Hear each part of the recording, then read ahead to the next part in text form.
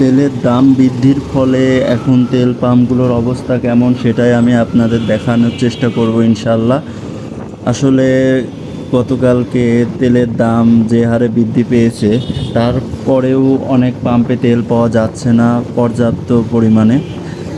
আপনার পেট্রোল হয়েছে 135 টাকা, অকটেন 140 টাকা, ডিজেল 115 টাকা, কেরোসিন 118 টাকা।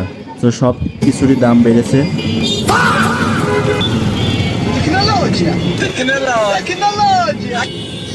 ওইদিকে কুষ্টিয়া স্টোরস আছে, কিন্তু ওইদিকে মনে হচ্ছে তেল দিচ্ছে না, তাই আমি দেখি পুলিশ লাইনের পাশে এমআরএস তেল পাম্পে গিয়ে যাই, দেখি ওখানে তেল পাওয়া যায় নাকি, অথবা লাইন কেমন সেটা দেখানো যাক।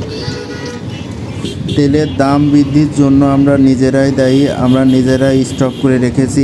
একবার পাম্পে গিয়ে তেল নিয়ে আবার ঘুরে পিছে লাইনে দাঁড়িয়ে আবার তেল নিয়েছি। এরকম বারবার করার ফলে অনেক তেল স্টক হয়ে গেছে অনেক অসাধু ব্যবসায়ীদের কাছে। আবার যারা খোলা বাজারে তেল বিক্রি করে তারাও এমন স্টক করেছে। পাম্প কর্তৃপক্ষ তো আছেই।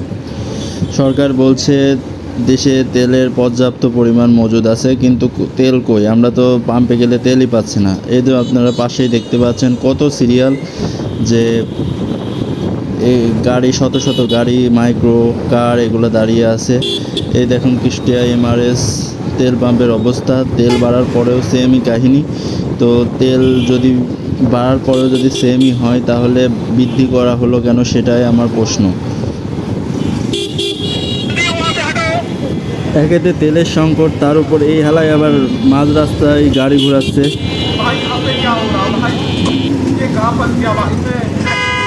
এইসব মানুষদের জন্যই বড় দুর্ঘটনা, বড় বড় জ্যাম লেগে থাকে রাস্তার ভিতরে। একটা মাঝ রাস্তায় হাইওয়েতে কিভাবে একটা গাড়ি এভাবে ঘোরায়। যাক, এই প্রসঙ্গ বাদ দেওয়া যাক। আপনারা দেখতেই পাচ্ছেন যে লাইন কত বড়। তো তেলের দাম বৃদ্ধির পরেও লাইনের যে বৃদ্ধি সেটা কমেনি। লাইন বাড়তেই আছে। আমি এখন দুপুরে আছি, তারপরেও যদি এই অবস্থা, তাহলে সকাল দিকে না কত ছিল। তখন দুপুরবেলা প্রচণ্ড রোদ থাকে। এই রোদের ভিতরে অনেকজন লাইনে সিরিয়ালে দাঁড়ায় না। তো আশা করা যায় সব আস্তে আস্তে ঠিক হয়ে যাবে। তো ভিডিওটা এখানেই শেষ করছি। ভিডিওটা ভালো লাগলে সবাই লাইক, কমেন্ট অ্যান্ড সাবস্ক্রাইব করে দিন। আল্লাহ হাফেজ।